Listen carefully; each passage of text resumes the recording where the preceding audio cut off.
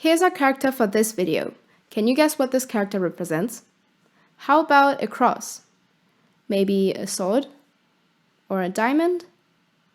This one's really not so easy to guess. We will keep the meaning of this word a mystery for now, but we do want you to pay attention to its pointy ends. Here's the character from a later point in its evolution, shown in the 说文解字, a Han-era dictionary. Notice how the main horizontal and vertical strokes have persisted, but the two diagonal ones in the center have been turned into a single upward stroke. With this, the pointy ends have multiplied. This is getting out of hand. Now there are two of them. The sharp ends of each stroke actually hint at the original meaning of the character, which is a short wooden stake.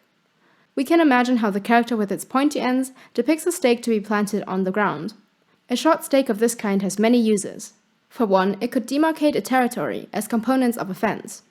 Or it could be part of a support structure for growing plants in agriculture or simply for landscaping, such as this Japanese garden. Let us take a look at how staking is done in the modern day for pepper plants. So now we've supported the main stem, this branch here, and this branch here, and that's more how you want to do pepper. So as they get bigger, you want to make sure each of the main branches are supported in some way.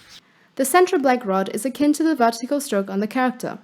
The string that's being tied around the plant and supporting stake is like the diagonal stroke on the character. Evidently, it takes skill to set up these stakes effectively, to prevent damaging the plants in the process, as well as to avoid injury from touching the sharp edges of the stake. This lends the character its modern meaning, which means skill and ability. Let's take a look at how the character has acquired its modern form. Remember how the character looked during the Han Dynasty? This general configuration of the character persisted. The slanted stroke retained its slantedness while shifting to the left. This is how we get the modern-day form of the script.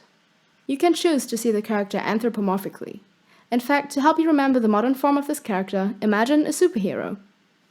In modern Chinese, Japanese, and Korean, the character can mean talent, ability, and just, only. The Middle Chinese pronunciation was cai.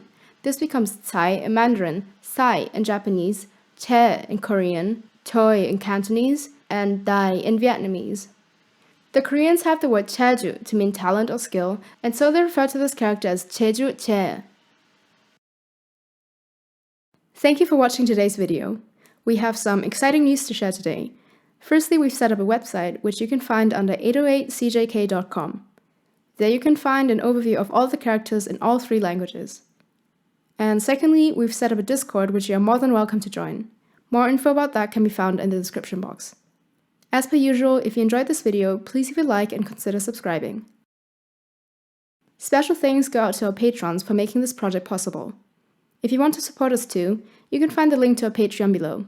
See you next time!